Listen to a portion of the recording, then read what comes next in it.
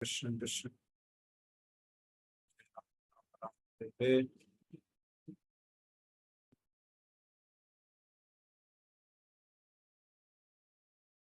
ओम नमो भगवते वासुदेवाय। ओम नमो भगवते वासुदेवाय।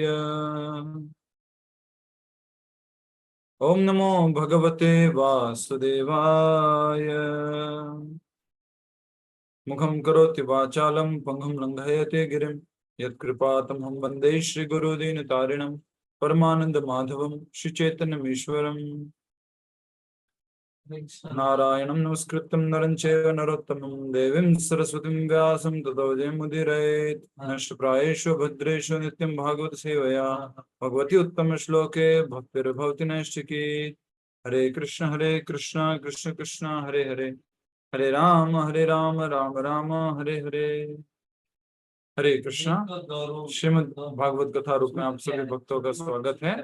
और आज हम जो है श्रीमद् भागवत कथा रूप में जो प्रहलाद महाराज की कथा हम समझने जा रहे थे, 7वां स्कंद शुरू हुआ था, उस स्कंद में आगे अध्ययन करने जा रहे हैं, जिसमें हम देख रहे थे बीच में कि किस प्रकार से जो हिरण्यकश्यपु है वो शिक्षा दे रहा है।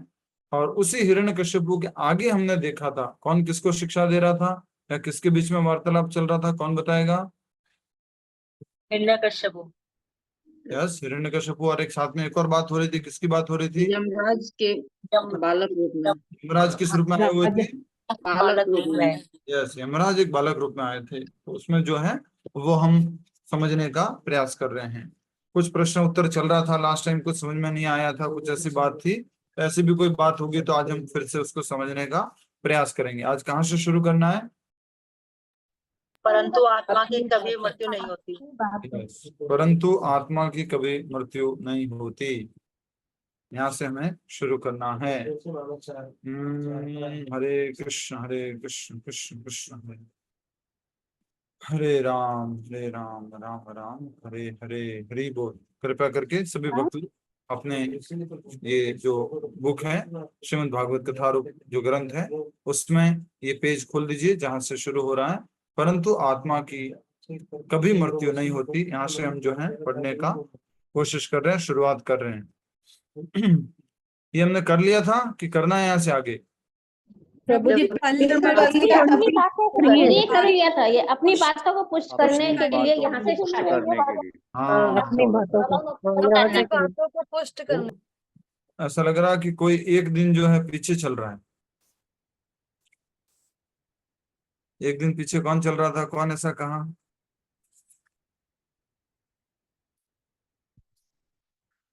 हरे कृष्ण।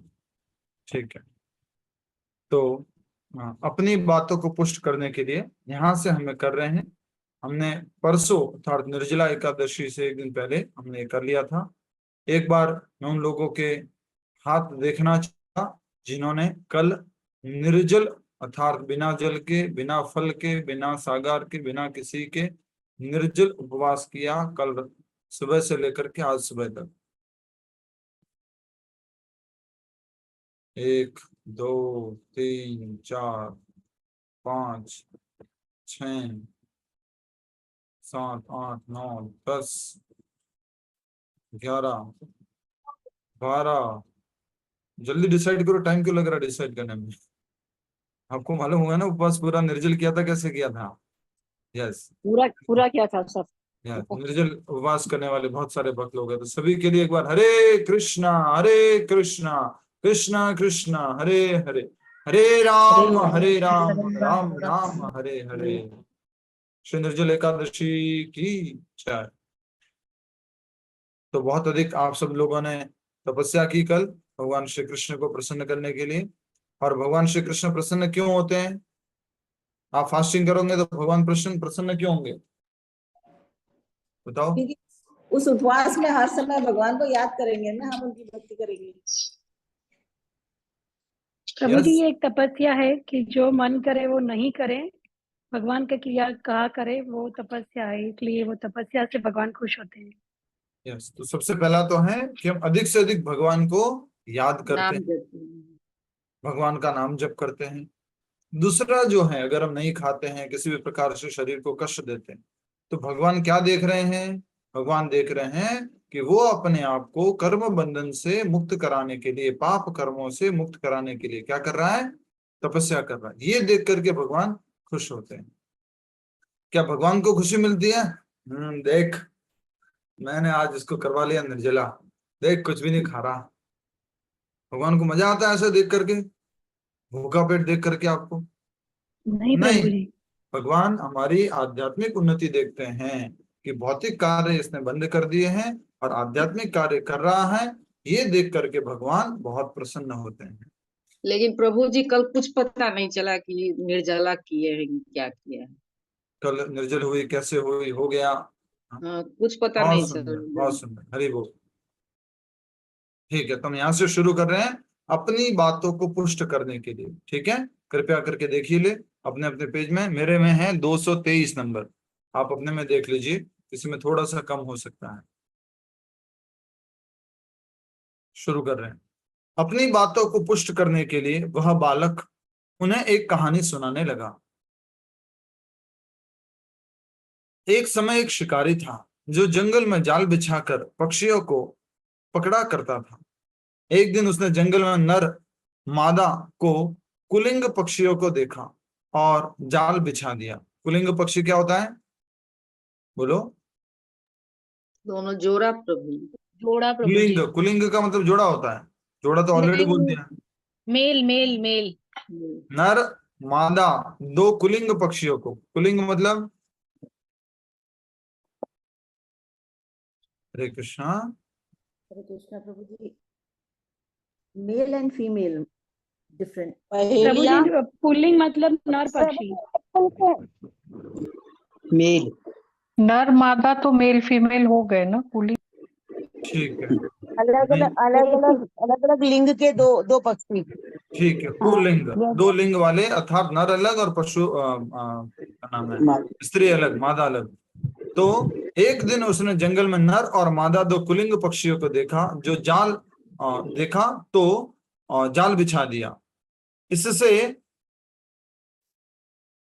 अनजान मादा पक्षी उसमें फंस गई।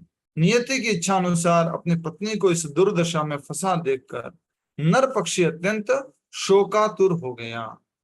कौन फंस गया था? मादा। समझ में आ रहा है आपको?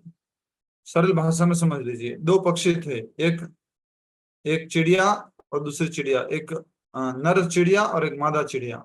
ठीक है, एक चिड़िया और एक चिड़ा, ये ठीक है, एक चिड़िया और एक चिड़ा, तो ये दोनों थे। एक चिड़िया एक चिरोटा।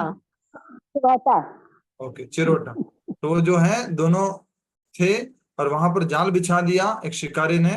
तो मादा जो थी, चिड़िया जो थी, वो उसमें फंस गई। उसको देख करके कौन विलाप कर रहा है? चिरोटा। ओके ओके, चिरोटा। ओके, हरे कृष्णा। ठीक है, तो नियति की इच्छा अनुसार अपनी पत्नी को इस दुर्दशा में फंसा देखकर नर पक्षी अत्यंत शोकातुर हो गया। जब भरसक प्रयत्न करने पर भी वह अपनी पत्नी को उस बंधन से मुक्त नहीं करा पाया, उसके प्रति अगाध स्नेहवश वह करुण स्वर में विलाप करने लगा। मेरी अबला पत्नी को मुझसे छीनकर भला नियति को क्या मिलेगा? यह मेरी अर्धांगिनी है और यदि क्रूर नियति उसे ले जाना ही चाहती हैं तो वह मुझे भी क्यों नहीं ले गई। अपने आधे शरीर के बिना जीवित रहने तथा निरंतर उसके वियोग में मरने का क्या लाभ? हमारे छोटे बच्चे घोंसले में अपनी माता के लौटने और उन्हें भोजन देने की प्रतीक्षा कर रहे हैं। वे अभी बहुत छोटे हैं और उनके पंख तक नहीं निकले। माँ के बिना कौन उनका लालन पालन करेगा? ये सब कौन बोल रहा है? नर पक्षी। नर पक्षी, ठीक है, नर चिड़िया, चिरोटा बोल रहा है। किसको देख करके? अपनी पत्नी जो फंसी हुई थी जाल में, उसको देख करके बोल रहा है। ठीक है, और ऐसा ही विलाप हम लोग करते हैं। जब वह कुलिंग पक्षी इस प्रकार आंसू बहा रहा था थोड़ी दूर एक वृक्ष के पीछे छिपे शिकारी ने बाण चलाकर उसे भी मार दिया। बहुत इंपॉर्टेंट बात है यहाँ पर। एक को फंसा दिया और दूसरा उसके लिए विलाप कर रहा था, उसको पीछे से बाण चला करके मार दिया। इसको बोलते हैं इंटेलिजेंस, कि ये किसके पीछे है, बोले ये इसके पीछे है।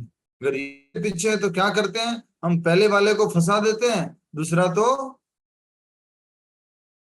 ऐसे ही फंस जाए।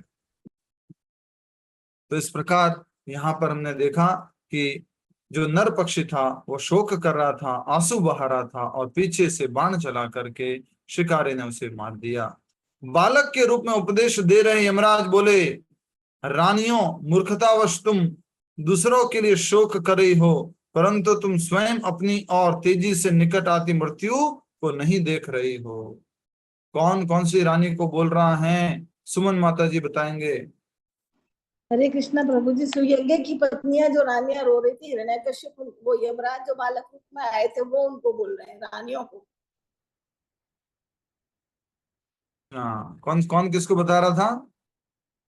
सुयज्ञ की रानियों को, सुयज्ञ यमराज की बालक, रानियों को, सुयज्ञ की हाँ, रानियों को यमराज बता रहे हैं, बालक सुयज्ञ में की आए मृत्यु थे। पर यस, वो सब यमराज शोक बालक कर रही रूप में थी। आए थे, और वो शोक कर सुयज्ञ रहे की थे। कहानी कौन बता रहा था, बताओ? हिरण्यकश्यप। हिरण्यकश्यप। हिरण्यकश्यप बता रहा था। देखो कितना बुद्धिमान है, अपनी भाभी को बोल रहा है कि देखो आप शोक मत करो। एक बार एक राजा थे, उनका नाम क्या था, सुयज्ञ, और उनकी भी इस प्रकार से मृत्यु हो गई थी, और उनके जो पत्नियां थी वो बहुत शोक कर रही थी। तो सेम बात यहाँ पर जो यमराज जी हैं वो बोल रहे हैं सुयज्ञ की पत्नियों को। बालक के रूप में उपदेश दे रहे यमराज बोले, रानियों, मूर्खतावश तुम दूसरों के लिए शोक कर रही हो, परंतु तुम स्वयं अपनी और तेजी से निकट आती मृत्यु को नहीं देख रही। तो क्या शोक करना खराब है? शोक नहीं करना चाहिए, शोक करना चाहिए, लेकिन हमेशा हमेशा के लिए शोक में डूबना नहीं चाहिए। समझ में आ रहा है आपको? हमेशा के लिए शोक में डूबना नहीं चाहिए, और अपनी बुद्धि का उपयोग करना चाहिए। क्या बुद्धि उपयोग करना चाहिए? अब तो पत्नी गई मेरे हाथ से, मैं इसको बचा नहीं सकता हूं, मैंने कोशिश कर ली, वो चिरोटा जो है वो देख रहा है कि मेरी ये पत्नी जो चिड़िया है वो मर गई है, अब ये जाल में फंस चुकी है, मैं इसको बचा नहीं सकता हूं। अब मुझे यहां से क्या कर लेना चाहिए, 9, 2, 11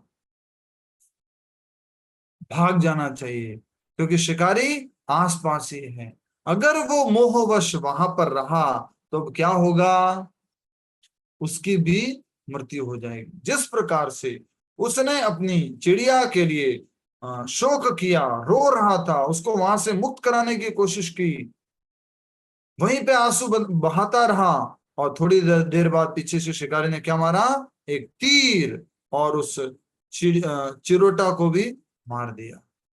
वैसे ही बहुत ही सुंदर शिक्षा दे रहे हैं स्वयं यमराज जी एक बालक के रूप में, कि रानियों, तुम्हें शोक करने की आवश्यकता नहीं है, वो तो चले गए सुयज्ञ, तो अब तुम ये नहीं देख रहे हो, अपनी बुद्धि का उपयोग नहीं कर रहे हो। जिस प्रकार सुयज्ञ के पीछे कौन आया है, मृत्यु आई है, वैसे तुम्हारे पीछे कौन आ रही है, मृत्यु आ रही है। समझ में आ रहा है आपको? इसलिए जब किसी की मृत्यु होती है तो क्या करके लेके जाते हो, बोलो? राम नाम सत्य है। नाम सत्य है। राम नाम सत्य है। वो किसके लिए होता है? तो उठा के लेके जा रहे हैं, जो आसपास लोग हैं उसके साथ चल रहे हैं, उनको रिमाइंडर है, देख ये चला गया, इसके लिए शोक मत कर, इसके लिए ज्यादा मत तू फंस, तेरे को भी जाना है। समझ अपने आप को बोलना होता है। तो यही बात स्वयं यमराज जी बोल रहे हैं। इस बात की ओर थोड़ा सा गौर करेंगे, थोड़ा सा और ध्यान देंगे, क्योंकि बोलने वाला कौन है, बोलने वाला यमराज कौन स्वयं, है, यमराज स्वयं। यमराज स्वयं। यमराज है। अब यमराज ही खुद ऐसे बोल रहे हैं तो इस बात को तो हमें पालन करना पड़ेगा। यमराज क्या कह रहे हैं कि रानियों, मूर्खतावश तुम दूसरों के लिए शोक कर रही हो, परंतु तुम स्वयं अपनी और तेजी से निकट आती मृत्यु को नहीं देख रही हो। यदि तुम अपने पति के शव को लेकर सैकड़ों वर्षों तक भी शोक करोगी, फिर भी वह लौट कर नहीं आएंगे, और इस बीच तुम सबकी आयु भी समाप्त हो जाएगी। अगर पति के शरीर को लेकर के तुम शोक करती रहोगी तो क्या आत्मा आ जाएगी उसके अंदर वापस? आजकल साइंटिस्टों ने भी मम्मीज रखे हुए हैं, डेड बॉडी को संभाल करके रखा हुआ है। क्या सोच के तो सोचते होंगे तो आत्मा आएगी इसमें वापस। हाँ, एक दिन जो है अल्बर्ट आइंस्टाइन की आत्मा वापस आएगी और अल्बर्ट आइंस्टाइन फिर से जिंदा हो जाए। कैसा संभव है? नहीं।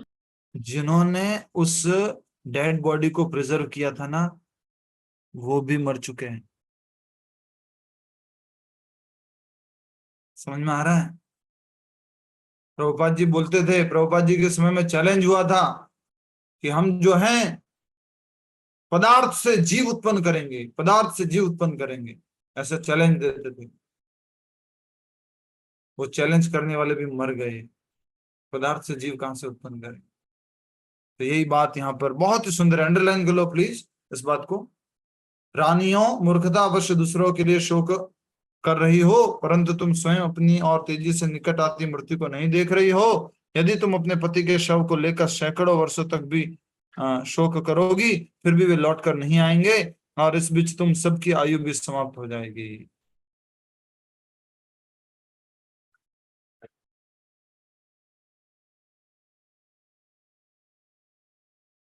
नेक्स्ट, उस छोटे बच्चे के मुख से ज्ञान भरे उपदेश सुनकर वहां एकत्र सब लोग चकित रह गए। बालक की बातों से उनके चित्त में भौतिक संसार की सच्चाई उजागर हो गई और उन्होंने वृथा शोक त्याग दिया। उपदेश देने के बाद यमराज लोगों की दृष्टि से एकाएक ओझल हो गए और तत्पश्चात राजा सुयज्ञ के स्वजनों ने उनका अंतिम संस्कार किया। यह प्रसंग सुनाकर हिरण्यकश्यप ने कहा, चाहे हमारा शरीर हो अथवा अन्यों का, उसके नष्ट होने पर शोक करने की आवश्यकता नहीं है। ये शरीर एक न एक दिन क्या होगा? नष्ट होगा। आज भी हमारे वृंदावन में मंदिर में एक हस्बैंड वाइफ आए थे, तो हमारे को बोल रहे थे, प्रभु जी मैंने इनको बोल रखा है, इन्होंने मुझे बोल रखा है, हम दोनों में से कोई भी चला जाए तो शोक करने की आवश्यकता नहीं। भगवान का संदेश सुन करके, ज्ञान सुन करके इस प्रकार से मन में ऐसी भावना आई और उन्होंने एक दूसरे को प्रकट किया कि शोक करने की आवश्यकता नहीं। वैसे ही यहाँ पर हमें बहुत ही सुंदर ये बात सुनने को मिली, और छोटे बच्चे के मुंह से उपदेश सुनने थे तो उन्होंने जो है उनका अंतिम संस्कार कर लिया। और यही बात जो है हिरण्यकश्यप जो है वो कह रहे हैं कि केवल अज्ञानतावश हम शरीर को, आत्मा और शरीर से संबंधित वस्तुओं को अपना मान बैठते हैं। कौन बोल रहा है? एक बार हंस दो। कौन बोल रहा है? हिरण्यकश्यप बोल रहा है इतनी बड़ी बात। क्या बोल रहा है कि चाहे हमारा शरीर हो अथवा अन्यों का, उसके नष्ट होने पर शोक करने की कोई आवश्यकता नहीं है। और कर क्या रहा है? वो बदला लेने की तैयारी कर रहा है। फिर केवल अज्ञानवश वह शरीर को, आत्मा और शरीर से संबंधित वस्तुओं को अपना मान बैठता है। आत्मा मतलब क्या है? मैं। शरीर को क्या मान बैठता है? मैं ये हूं, मैं शरीर हूं। और शरीर से संबंधित वस्तुओं को अपना मान बैठता है। थैंक यू हिरण्यकश्यप, भगवत गीता की शिक्षा दे रहे हैं। नेक्स्ट, हिरण्यकश्यप के उपदेश सुनकर दीति और ऋषभानु ने शोक करना छोड़ दिया और ध्यान पूर्वक जीवन के वास्तविक उद्देश्य को प्राप्त करने की दिशा में कार्य करने लगी। तत्पश्चात हिरण्यकश्यप मंदार पर्वत की घाटियों में तपस्या करने चला गया। इसी प्रकार किसको ज्ञान हुआ था और बताएंगे, कौन बताएंगे? इसी प्रकार सेम किसको ज्ञान हुआ था? शोक कर रहे थे, फिर कोई आए थे। हरे कृष्णा प्रभु जी, महाराज अग्निद गए थे मंदार अभी पर्वत। लेटेस्ट पढ़ा है। अच्छा, लेटेस्ट चित्रकेतु राजा चित्रकेतु, रानियां। चित्रकेतु राजा चित्रकेतु। चित्रकेतु बहुत शोक कर रहे थे अपने बच्चे के मरने पर। और वहां पर नारद मुनि आए और अंगिरा मुनि आए, और नारद मुनि ने बच्चे के ऊपर, सिर के ऊपर हाथ रखा, बच्चा जन्म ले वापस से आ गया और वो दिव्य ज्ञान बोलता है। फिर उसके बाद चित्रकेतु सबको छोड़ करके भगवान की भक्ति के लिए निकल जाते। तत्पश्चात हिरण्यकशिपु मंदार पर्वत की घाटियों में तपस्या करने चला गया। उसकी इच्छा अमरत्व प्राप्त करने की थी। उसको क्या बोलेंगे आप? वाह हिरण्यकशिपु तो यार, एक तरफ तो बोल रहा है कि जो आया है वो जाएगा, ये शरीर टेम्परेरी है, मरना सबको है। अब दूसरी तरफ आप तपस्या करने के लिए जा रहे हो, किस लिए? अमरता प्राप्त करने के लिए। वाह, क्या बड़े टीचर हैं आप। हाँ, वह अजय समस्त सिद्धियों का स्वामी था तथा ब्रह्मांड का एकमात्र शासक बनना चाहता था। हिरण्यकशिपु द्वारा की गई घोर तपस्या इतिहास में अद्वितीय रहेगी। हिरण्यकशिपु द्वारा की गई तपस्या इतिहास में अद्वितीय रहेगी। अद्वितीय का मतलब क्या होता है? इसका मतलब हुआ प्रभु जी, कोई दूसरा इतिहास में दूसरा उदाहरण नहीं मिलेगा इसका। कोई दूसरा उदाहरण नहीं है। अद्वितीय, किसी और ने ऐसी तपस्या नहीं की है। कैसी तपस्या की थी हिरण्यकशिपु ने? एक पैर पे खड़ा हो गया मंदार पर्वत के ऊपर, 100 अंगूठे पर। पैर के अंगूठे पे। प्रभु एक पैर के अंगूठे पे खड़ा हुआ था वो। हरि वो एक पैर के अंगूठे पे खड़ा हुआ और 100 दिव्य वर्षों तक उसने तपस्या की, और उसके शरीर को पूरा का पूरा चींटियों ने खा लिया था। मात्र उसके प्राण जो है हड्डियों में घूम रहे थे। ऐसा स्थिति हो गई थी उसकी। दुनिया का सबसे बड़ा योगी। हाँ दोनों हाथों को ऊपर उठाकर आकाश की तरफ देख रहा था। हाँ, धन्यवाद, हरि बोल। तो इस प्रकार से हिरण्यकशिपु घनघोर तपस्या कर रहा। परसों जैसे विश्व योग दिवस आ रहा है, इसके ऊपर हमने वीडियो बनाया, शेयर किया, आप लोगों ने देखा होगा। कितने लोगों ने देखा? कुछ लोगों ने देखा है, ठीक है, ग्रुप में डाला था। तो ऐसा कहे कि सबसे बड़ा योगी कौन था? सबसे बड़ा योगी हिरण्यकशिपु। उसने अपने श्वास कंट्रोल कर ली, उसने अपने इंद्रियों को नियंत्रित कर लिया और पूरा तपस्या में लग गया। देखिए आगे, वह अपने दोनों हाथ ऊपर करके केवल एक पैर के अंगूठे पर खड़ा था और उसकी आंखें ऊपर फैले आकाश को देख रही थी। ऐसी स्थिति में अधिक समय खड़ा रहना संभव नहीं था, परंतु दृढ़व्रती हिरण्यकशिपु ने एकाग्र मन से इसे पूरा किया। जब पृथ्वी पर विचरण कर रहे देवताओं ने देखा कि हिरण्यकशिपु ऐसी भीषण तपस्या करने के लिए जंगलों में चला गया है, तो उन सभी ने राहत की सांस ली और प्रसन्न हो अपने लोकों को लौट आए। परंतु कुछ ही समय में हिरण्यकशिपु के सिर से ऐसी अग्नि निकलने लगी मानो प्रलय काल के दौरान सूर्य की प्रचंड किरणें हो। उस अग्नि की लपटें और धुआं समस्त दिशाओं में फैलने लगा। धीरे धीरे उसने निम्न एवं उच्च सब लोगों को अपने अंदर समेट लिया। हर तरफ भयंकर गर्मी होने लगी। हिरण्यकशिपु की तपस्या के प्रभाव से नदियां और समुद्र विचलित हो उठे और पूरी धरती कांपने लगी। धरती क्या हो रही है? इसे इशारा करो, धरती क्या हो रही है? आप में से कल कितने लोग कांप रहे थे निर्जल एकादशी करके?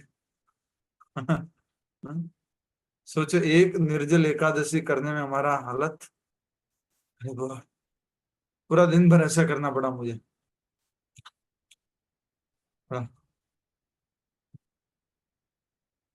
हर किसी को ऐसा करना पड़ा होगा। नहीं नहीं प्रभु जी, हमारा तो आसानी से हो गया, आप लोग अच्छे भक्त हैं। तो हमारे को एक दिन निर्जल जो है बहुत मुश्किल हो रहा था। हिरण्यकशिपु ने इतनी लंबी तपस्या की और तपस्या के कारण पूरी पृथ्वी कंपन कर रही थी। नीचे से पृथ्वी, ऊपर से सिर से अग्नि निकल रही है, धुआं निकल रहा है और इतनी तेज उसकी उष्मा है, गर्मी है कि सारे लोकों में उसका प्रभाव पड़ रहा है। धीरे धीरे उसने निम्न एवं उच्च लोक सब लोकों को अपने अंदर समेट लिया है। हर तरफ भयंकर गर्मी होने लगी। हिरण्यकशिपु की तपस्या से प्रभाव से नदियां और समुद्र विचलित हो उठे और पूरी धरती कांपने लगी। प्रतीत होता था संपूर्ण सृष्टि उन अग्नि ज्वालाओं में सिमट जाएगा। संपूर्ण सृष्टि उन अग्नि ज्वालाओं में सिमट जाएगी। विवश हो देवताओं को अपने घर छोड़कर पलायन करना पड़ा। वे ब्रह्मा जी के पास गए और उन्हें पूरी स्थिति का विवरण कह सुनाया। हे सृष्टिपति, हिरण्यकशिपु के सिर से निकल रही अग्नि से हम अत्यंत पीड़ित हो रहे हैं और हमें अपने लोक छोड़ने तक बाध्य होना पड़ा है। हे देवादिदेव, यदि आपको उचित लगे तो इससे पहले कि आपकी प्रजा विनष्ट हो जाए, कृपया हिरण्यकशिपु की तपस्या करने से रोकिए। हिरण्यकशिपु को हिरण्यकशिपु अत्यंत घोर तपस्या कर रहा है। यद्यपि आप उसकी योजनाओं से अनजान नहीं हैं, फिर भी हम यह योजनाओं को आपके समक्ष कहना चाहते हैं। म्यूट कर दीजिए प्लीज। धन्यवाद। जब भी देवताओं को तकलीफ होती है, सबसे पहले जाते हैं वो ब्रह्मा जी के पास। ब्रह्मा जी भी कुछ नहीं कर सकते तो किसके पास जाते? सीधा क्षीर सागर में क्षीरोदक्षाय विष्णु के पास जाते हैं। तो यहाँ ब्रह्मा जी के पास गए हैं और ब्रह्मा जी से निवेदन कर रहे हैं कि ये हमारी समस्या है, इसको हमने आपके सामने रख लिया है और इस प्रकार से हिरण्यकशिपु अत्यंत घोर तपस्या कर रहा है और आप तो उसकी योजनाओं से अनजान नहीं है। फिर भी हम उन योजनाओं को आपके समक्ष कहना चाहते हैं। तब ये हिरण्यकशिपु की योजना बता रहे हैं। कौन बता रहे हैं? बोलो।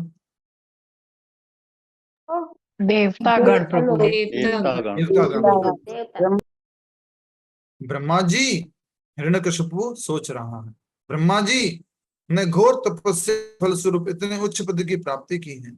मैं भी अमर हूं और काल भी अमर है, इसलिए मैं अनेक जन्मों में जब तक तपस्या करता रहूंगा, जब तक मुझे वह पद प्राप्ति नहीं हो जाती, तब अपनी शक्ति के बल पर मैं सृष्टि के नियमों को बदल दूंगा। पुण्य कर्म करने से पाप कर्मों का फल मिलेगा और पाप कर्मों को करने से पुण्य कर्मों का फल मिलेगा। हिरण्यकशिपु ऐसा सोच रहा है। पुण्य कर्म करने से पाप कर्मों का फल मिलेगा और पाप कर्मों को करने से पुण्य कर्मों का फल मिलेगा। ये सही लिखा हुआ है? समझ में नहीं लिखा आया। हुआ तो यही है। मतलब वो बदलना चाहता है ना प्रभु जी। He wants to change the order. सृष्टि के नियमों वो को सृष्टि की बदलना व्यवस्था चाहता को है। बदलना चाह रहा था प्रभु जी। कुछ लोग सोच रहे थे ये लिखा हुआ है पुण्य कर्म करने से पाप कर्मों का फल मिटेगा और पाप कर्मों के फल करने से पुण्य कर्मों का फल मिटेगा। यहाँ पे पहले लाइन लिए हुए देखो क्या लिखा हुआ है। अपनी शक्ति के बल पर मैं सृष्टि के नियमों को बदल दूंगा। सृष्टि के नियम बदलना चाहता है। पाप करने से पाप रूपी फल मिलते हैं, पुण्य कर्म करने से पुण्य रूपी फल मिलते हैं। लेकिन हिरण्यकशिपु क्या चाहता है? पाप करने से पुण्य का फल मिले और पुण्य करने से पाप का फल मिले। तो हम क्या करेंगे? पाप करेंगे, फल किसका मिलेगा? पुण्य का मिलेगा। अंत में देवताओं ने कहा, हे भगवान, आप तीनों लोकों के स्वामी हैं, कृपया देर न कीजिए और हमें इस स्थिति से उबारने के लिए आवश्यक निर्णय लीजिए। यदि हिरण्यकशिपु आपके पद को छीन लेगा तो अनर्थ हो जाएगा। इसे सुनकर ब्रह्मा जी तुरंत उठे और अपने हंस वाहन पर आरूढ़ होकर भृगु, दक्ष तथा अन्य महान ऋषियों एवं देवताओं के साथ वहां से प्रस्थान किया। मंदार पर्वत पहुंचकर ब्रह्मा जी को कहीं भी हिरण्यकशिपु नहीं दिखाई पड़ा। अनेक वर्षों तक तपस्या करने के फलस्वरूप हिरण्यकशिपु का शरीर चींटियों की बॉबी से ढका गया था। एंट हिल, चींटियों का घर बन चुका था, बॉम्बी, और उस पर जंगली घास और बांस उगाए थे। चींटियों ने हिरण्यकशिपु के शरीर की त्वचा, मांस, रक्त आदि सब खा लिया था और असली हिरण्यकशिपु का कंकाल ही शेष बचा था। अंततः ब्रह्मा जी ने दीति के पुत्र हिरण्यकशिपु को ढूंढ लिया और अपने छिपे रूप में उसी प्रकार संपूर्ण ब्रह्मांड को संपूर्ण ब्रह्मांड को जला रहा था, जिस प्रकार बादलों के पीछे सूरज और अपनी अग्नि बिखेरता है। ऐसे ये हिरण्यकशिपु क्या कर रहा था? पूरे इस ब्रह्मांड को जला रहा।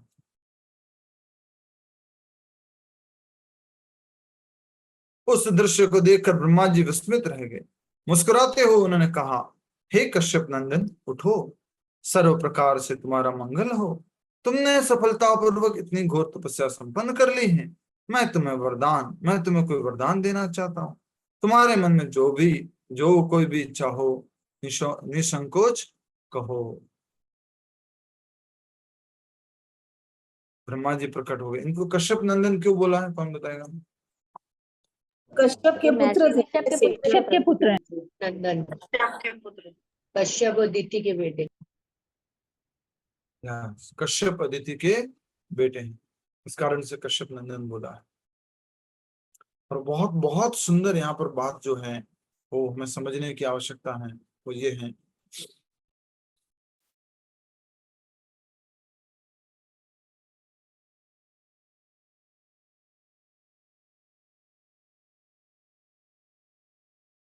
कि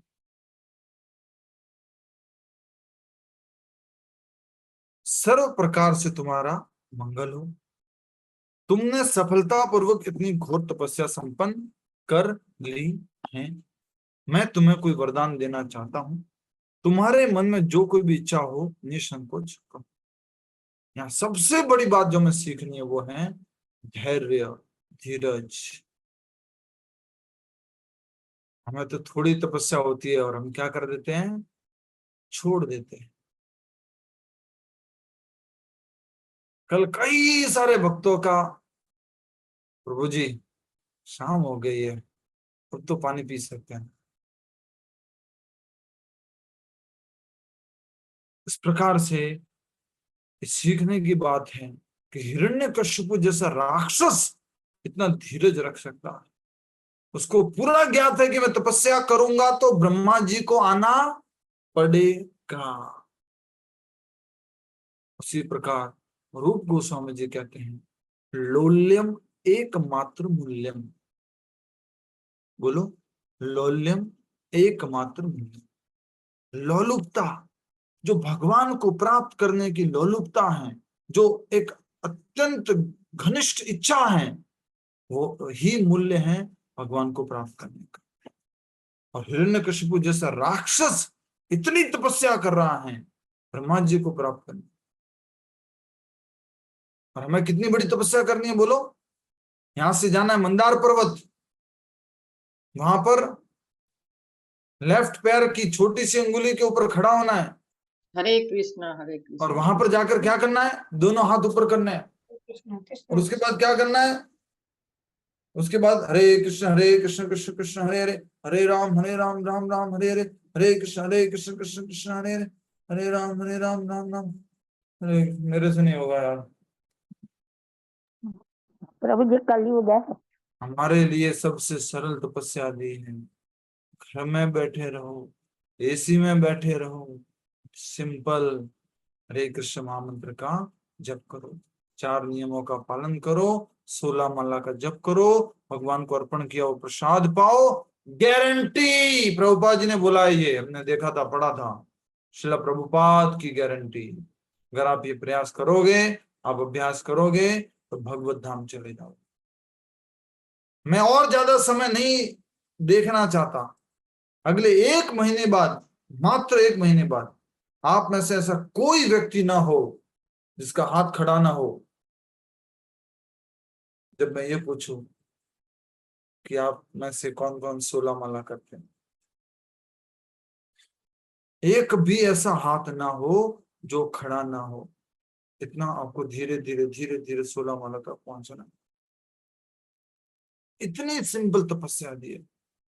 लोगों के प्रश्न ही खत्म हो रहे थे इससे। कल परसों क्लास ले रहे थे, प्रभु जी किसी भी टाइम कर सकते हैं? हाँ, किसी भी टाइम कर सकते हैं। प्रभु जी बिना नहाए कर सकते हैं? बिना नहाए कर सकते हैं। प्रभु जी घर में सूतक लगाओ तो कर सकते हैं? सूतक लगाओ तो कर सकते हैं। प्रभु जी चलते चलते कर सकते हैं? चलते चलते कर। चप्पल पहन के कर सकते हैं? कर सकते हैं। लेटे लेटे कर सकते हैं? कर सकते हैं। कल एक मैसेज आ रहा है, प्रभु जी शरीर में ताकत नहीं है, लेटे लेटे महामंत्र कर ले क्या? कर ली थी। इतनी सरल तपस्या दी है हमें, और अगर हम कितने वर्षों तक पालन करेंगे तो कितने वर्षों तक? 1 महीने तक करेंगे तो भी फर्क पड़ जाएगा। 100 वर्षों तक, स्वर्गीय 100 वर्षों तक, बस ये जीवन काल तक पालन करें। आगे जो भी बचा है, 5 साल का, 10 साल का, 15 साल का, 20 साल का, 25 साल का, जो बचा है, अच्छे से तपस्या करना है, भक्ति करना है। ट्राई करना चाहते हो एक बार, एक पैर पे खड़ा होकर के कोशिश करना। कितना सरल तरीका दिया, इसलिए ये बात बहुत जरूरी है। अब एक और इम्पोर्टेंट बात वो ये है, हिरण्यकश्यप सबसे बड़ा योगी था, लेकिन उस योग का उद्देश्य क्या था? बोलो। विध्वंस करना, दूसरे को कष्ट देना, शासक बन जाना प्रभु जी। अमरत्व पाना चाहता था। विष्णु का वध करना, वध करना। पहले भी हमने पढ़ा था। विष्णु को नष्ट कर देना। उसी प्रकार दुनिया में बहुत सारे लोग हैं, कोई डॉक्टर है, कोई इंजीनियर है, कोई साइंटिस्ट है, कोई हिस्टोरियन है, कोई पॉलिटिशियन है, बहुत सारे लोग हैं, अलग अलग प्रकार से तपस्या कर रहे हैं। लेकिन अगर उद्देश्य भगवान कृष्ण को प्रसन्न नहीं करना है तो इस प्रकार की तपस्या वो क्या बोलेंगे? बोलो क्या बोलेंगे? व्यर्थ है प्रभु जी। व्यर्थ। एक प्रभु जी बता रहे थे, मैंने याद होगा तो last time Bhagavad Gita class में बोला था, 5 साल तक एक लड़का जो है MBBS की किताबों को पढ़ता है, डिटेल में पढ़ता है, पढ़ता रहता है डॉक्टर बनने के लिए। प्रभु जी कह रहे थे कि अगर आप भगवद गीता को 1 साल अच्छे से पढ़ लो, सारी समस्याओं से मुक्त हो जाओगे, भगवान के धाम चले जाओगे। नेक्स्ट, तो उन्होंने बोला मैं तुम्हें कोई वरदान देना चाहता हूं। ब्रह्मा जी ने बोला तुम्हारे मन में जो कोई इच्छा हो निसंकोच कहो। तुम्हारे इस भीषण प्रयास को देखकर मैं आश्चर्यचकित हूं। इतने वर्षों में ये कीड़े और चींटियां तुम्हारे शरीर के कतरे कतरे को खा गए, परंतु फिर भी तुमने यह सब सहन किया और केवल प्राणवायु की सहायता से अपने प्राणों को अपनी अस्थियों के बीच कायम रखा। यहां तक कि भृगु जैसे महर्षि भी ऐसी घोर तपस्या करने में सक्षम नहीं है और न ही भविष्य में कभी कोई ऐसी तपस्या कर पाएगा। भला कौन है जो बिना जल पिए 100 दिव्य वर्षों तक अपने प्राणों को धारण कर सकता है? चूंकि तुमने इससे ऐसे कार्य को सिद्ध किया है जो देवताओं के लिए भी असंभव है, मैं तुमसे अत्यंत प्रसन्न हूं और तुम्हारी मनोवांछा पूरी करना चाहता। ऐसा कहते हैं 3 मिनट तक अगर सांस न ले तो मृत्यु हो जाएगी। 3 दिन तक अगर पानी न ले तो मृत्यु हो जाएगी, और 3 सप्ताह तक अगर कोई भोजन न ले तो मृत्यु हो जाएगी। हिरण्यकश्यपु 100 दिव्य वर्षों तक जल भी नहीं लिया और भोजन भी नहीं लिया। इतनी भयंकर तपस्या किया, ना तो पहले कोई तपस्या किया ना आगे कोई तपस्या करेगा। क्या रावण से भी भयंकर तपस्या थी? हाँ, रावण से भी भयंकर तपस्या की थी हिरण्यकश्यप। यह कहकर ब्रह्मा जी ने अपने कमंडलों से दिव्य जल की कुछ बूंदे हिरण्यकश्यप के ऊपर छिड़की और तक्षण हिरण्यकश्यप का शरीर पुनः प्रकट हो गया। इतना ही नहीं, अब उसके शरीर की कांति पिघले सोने की उमात दे रही थी। उसके शरीर के अंग इतने मजबूत बन चुके थे कि वे सहजता से वज्राघात को झेल सकते थे। जिस प्रकार लकड़ी से अग्नि प्रस्फुटित होती है, उसी प्रकार हिरण्यकश्यप उस बॉम्बे के बीच से प्रकट हो गया। अपने सम्मुख आकाश में हंस कर विराजमान ब्रह्मा जी को देखकर हर्षित हो उठा। भूमि पर गिरकर उन्हें दंडवत प्रणाम करने के पश्चात हिरण्यकशिपु उठ गया। अत्यंत प्रसन्न होने के कारण उसका शरीर कांप रहा था और आंखों से आंसू बह रहे थे। कौन है ये? हिरण्यकशिपु राक्षस। एक तरफ तो क्या हो रही है, उसको बहुत अधिक प्रसन्नता, उस कारण से क्या हो रहा है, शरीर कांप रहा है, आंखों से आंसू बह रहे हैं। ब्रह्मा जी आप प्रकट हो गए, मैं सोच भी नहीं सकता था प्रकट होंगे, आप प्रकट हो गए मेरे लिए, ब्रह्मा जी बहुत बहुत धन्यवाद। ठीक है, अपने दोनों हाथ जोड़े वह ब्रह्मा जी के सामने नम्र भाव से खड़ा हो गया और ब्रह्मा जी को प्रसन्न करने के लिए कांपती हुई वाणी में उसने उनकी स्तुति करने लगा। मैं इस ब्रह्मांड के सर्वोच्च स्वामी के चरणों में प्रणाम करता हूँ। आप इस सृष्टि के आदि पुरुष हैं और आप ही समस्त सर अचर जीवात्माओं के परम नियंता हैं। सब जीवों के हृदय में परमात्मा रूप में व्याप्त होने के कारण आप आदि तथा अंतहीन हैं। आप सर्वव्यापी हैं और काल एवं स्थान की परिसीमाओं से परे हैं।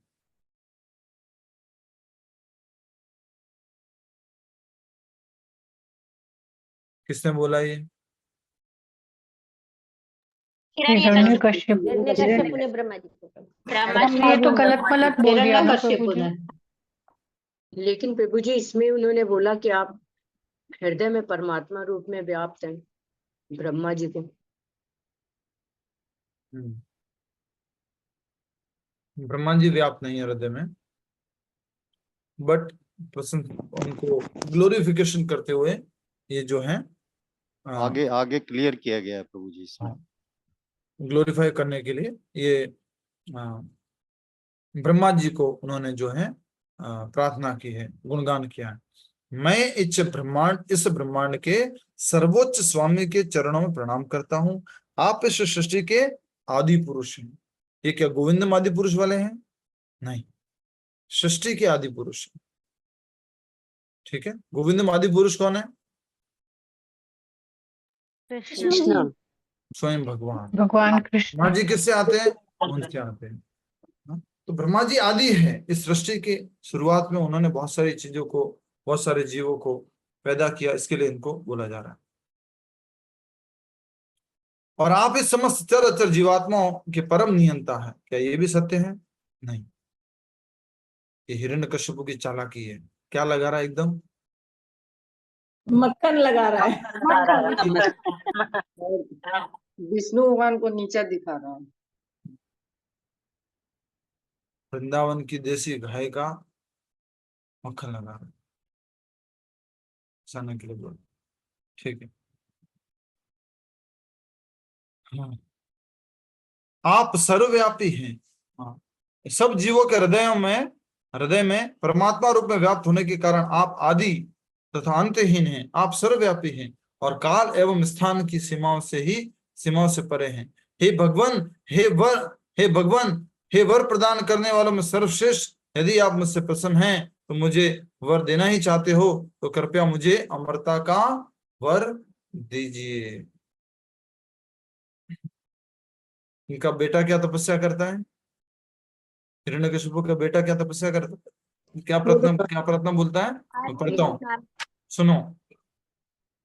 हे भगवान, हे वर प्रदान करने वालों में सर्वश्रेष्ठ, यदि आप मुझसे प्रसन्न हैं और मुझे वर ही देना चाहते हैं तो कृपया मुझे मेरे हृदय में कोई भी भौतिक इच्छा न रहे, ऐसा वर दीजिए। और हिरण्यकशिपु क्या मांग रहे हैं? अमरता का वर दीजिए, अगर आप मेरे से प्रसन्न हैं। अपनी मनोवांछा पूरी करने की लालसा से हिरण्यकश्यपु ब्रह्मा जी को भगवान कहकर संबोधित कर रहा था, परंतु ब्रह्मा जी ने उसे बता दिया कि एक दिन स्वयं उनकी मृत्यु होनी है, फिर भला वे किसी दूसरे को अमर बनने का वरदान कैसे दे सकते हैं। तब हिरण्यकश्यपु ने अपनी पूरी बुद्धि का प्रयोग करते हुए अपनी मृत्यु के समस्त द्वार बंद करने की योजना बनाई। समझ में आ रहा है आपको? ये तो क्लियर है ना? जब राक्षस को सीधी उंगली से नहीं मिलता है तो कैसे करता है वो? टेढ़ी। उसको लगा ब्रह्मा जी मुझे अमरता का वरदान नहीं देंगे तो मैं मृत्यु के जितने भी साधन हैं उन साधन के द्वारा मेरी मृत्यु ना हो, ऐसा वरदान मांग लेता। ऐसी उसकी बुद्धि थी। हम सब लोगों की बुद्धि ऐसी है और ऐसे काम में ऐसे अच्छे से लगती है। मुझे आज भी याद है कि मैंने फर्स्ट ईयर में अपने पिताजी को झूठ बोल करके कंप्यूटर लिया था। क्या बोल करके? तो मुझे सी लैंग्वेज सीखनी है, C++ सीखनी है। उद्देश्य क्या था?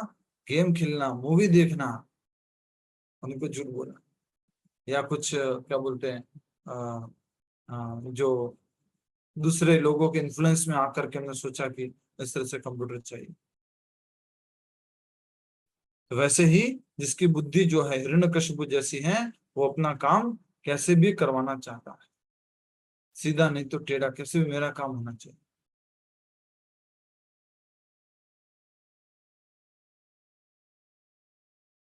आगे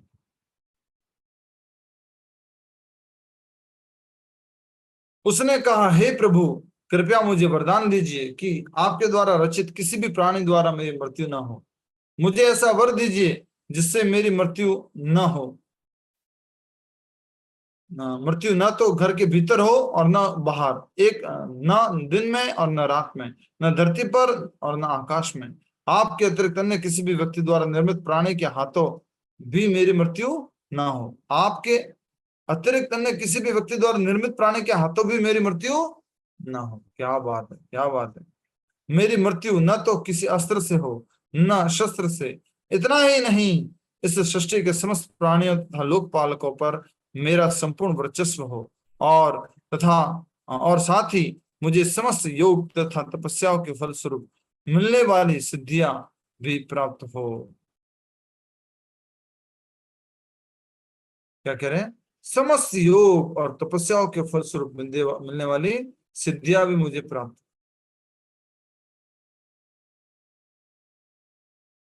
हिरण्यकश्यप की तपस्याओं से अत्यंत प्रसन्न ब्रह्मा जी ने उत्तर दिया, हे दिति पुत्र, तुम्हारे द्वारा इच्छित वरदानों को प्राप्त करना अत्यंत दुष्कर है, परंतु फिर भी मैं तुम्हें ये सब वर प्रदान कर रहा हूं। तत्पश्चात महान ऋषियों एवं देवताओं की स्तुतियां एवं हिरण्यकश्यप की पूजा स्वीकार करके ब्रह्मा जी ने अपने दिव्य लोक की ओर प्रस्थान किया। अपनी घोर तपस्या में अभूतपूर्व सफलता प्राप्त करने के बाद भी हिरण्यकश्यप का मन भगवान विष्णु के प्रति द्वेष तथा प्रतिकार की भावना से भरा था। हिरण्यकश्यप के अंदर भगवान से ही वरदान लिया, लेकिन क्या भरा हुआ मन के अंदर? अभूतपूर्व सफलता प्राप्त करने के बाद हिरण्यकश्यप का मन भगवान विष्णु के प्रति द्वेष तथा प्रतिकार की भावना से भर उठा। कुछ ही समय में अपनी शक्तियों के बल पर हिरण्यकश्यप ने तीनों लोकों के लोकपालों को पराजित करके उन्हें अपने वश में कर लिया। उच्च, मध्यम तथा निम्न लोकों को अपने नियंत्रण में करने के बाद हिरण्यकश्यप ने इंद्र को स्वर्ग लोक से निकाल दिया और स्वर्ग लोकों के शिल्पी विश्वकर्मा द्वारा निर्मित इंद्र के महल में रहने लगा। इंद्र के महल की सीढ़ियां पन्नों की बनी थी और फर्श अनेक बहुमूल्य रत्नों से जड़ा था। उसकी दीवारें स्फटिक की बनी थी और स्तंभ वैदुर्य मणियों के समान था। ये किसका ऐश्वर्य है? किसके ऐश्वर्य की बात की है? इंद्र के महल, इंद्र के महल की। इंद्र के इंद्रलोक। इंद्रलोक की बात हो रही है, बोलो। जी स्वर्गलोक की बात हो रही है। हिरण्यकश्यप। इंद्र के महल की। हाँ, तो इंद्र के महल की बात उसने यहाँ पर की है। उसकी दीवार स्फटिक से बनी थी और स्तंभ वैदुर्य बनी थी। नेक्स्ट, उस महल की स्त्रियां अत्यंत रूपवती थी और उनके निरंतर आवागमन से उनकी नूपुरों की झंकार कानों के लिए अत्यंत मधुर संगीत का निर्माण कर रही थी। परंतु अत्याचारी हिरण्यकश्यप की शक्ति के समान देवताओं को झुकना पड़ा। यद्यपि हिरण्यकश्यप अकारण उन्हें प्रताड़ित और दंडित करता रहता था, फिर भी वे उसे प्रणाम करने के लिए बाध्य थे। कौन बाध्य थे प्रणाम करने के लिए? देवता। देवता लोग। सारे मुनि, सारे ऋषि, सारे देवता। ठीक है, तो ये आगे की कहानी होगी, हम आज यहीं पर समाप्त करेंगे, कल और इसके आगे करेंगे। नहीं करना, जुआ नहीं खेलना और अवैध संग नहीं करना। अच्छा, ठीक है, धन्यवाद प्रभु जी। हरे कृष्ण। हरे और कृष्ण प्रभु जी। हरे कृष्ण। प्रभु आपने बताया कि अगर एक हफ्ता खाना नहीं खाते तो मृत्यु होती है। ये जैन साधु तो 100 उपवास करते हैं प्रभु, तो वो लोग कैसे करते होंगे? 100 उपवास होते हैं ना, जैन साधु के 100 उपवास होते हैं। नहीं, कुछ उपवास वो वाले होते हैं जो मतलब अब से उपवास करना शुरू कर दिया और मृत्यु तब तक आएगी तब तक करते रहेंगे। अच्छा, वो उनके उपवास का उद्देश्य वो होता है, उसको क्या बोलते हैं, संथाना या क्या बोलते हैं, संधारा संथारो। देते। संथारा संथारा। संथारा। नहीं प्रभु, लेकिन एक एक महीना 2-2 महीना का तो ये लोग करते ही है, बिना पानी भी खाए नहीं तो कोई नहीं पीते हैं। रहता मंत्र जी। नहीं नहीं प्रभु, प्रभु रहते जी, हैं, पानी भी नहीं पानी पीते हैं पीते हैं, उसमें। पानी उबला हुआ पानी पीते हैं प्रभु जी, पानी तो पीते ही हैं। नहीं, बहुत लोग नहीं पीते हैं पानी भी। नहीं मंत्र जी। प्रभु मुझे पता है, क्योंकि मेरी ठीक फ्रेंड है, ने 1 ओके महीने ओके का किया ओके था, उसने ओके, पानी इसको तक इस नहीं तरह से लिया। लेंगे कि 100 में से कुछ 2 लोग ऐसे हैं, 5 लोग ऐसे हैं, बाकी 95 लोगों की बात कर रहे हैं। ठीक है, ऐसा और कोई प्रश्न? रेखा बिष्ट माता जी। प्रभु जी, हाँ जी बोलिए। हाँ, ये प्रश्न था कि जब हिरण्यकश्यपु भगवान को इतना मानते थे तो वो अपने बेटे से क्यों मना करते थे कि भगवान का नाम नहीं लो? भगवान को कहाँ मानते? मतलब उनने खुद इतनी तपस्या करी, इतनी घनघोर तपस्या करी, तब भगवान का नाम लेके ही करी, तो फिर वो बेटे के खिलाफ क्यों ब्रह्मा थे? जी को मान रहे हैं। ओके, नारायण को नहीं। ब्रह्मा जी की तपस्या। नारायण जी तो पहले ने देख लिया था कि हिरण्यकश्यप ने डिसाइड कर लिया था कि मैं उसका वध करूंगा, विष्णु को मारूंगा। आगे देखा, पहले ही देखा था। जी जी प्रभु जी। और कोई? नमस्ते प्रभु, सब इंद्र पे ही क्यों अटैक करते हैं? इंद्र पे? उनके ऊपर ही सब क्यों अटैक करते हैं? सब उन्हीं से क्यों वो करते हैं? इंद्र का ऐश्वर्य है और ऐश्वर्य किसी को अच्छा नहीं लगता। ऐश्वर्य भोग करना चाहते हैं। कोई अगर सरलता से नहीं देता तो फिर उससे छीनना चाहते हैं।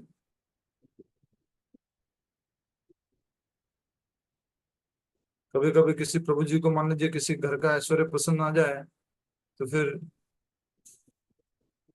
हरे कृष्ण। ठीक है, और कोई? ठीक, हम आगे पढ़ेंगे इसको, बहुत सुंदर कथा है ये। और वर्ल्ड योगा डे है, आप में से कोई भी छोटा छोटा 1-1 मिनट का मुझे कुछ एकदम पंच लाइन ऐसा कुछ लिख के भेजेंगे तो हम शेयर करना चाहेंगे और वो सब लोगों तक हम पहुंचाना चाहेंगे। ठीक है, कोई प्रश्न नहीं है? अभी माला करेंगे।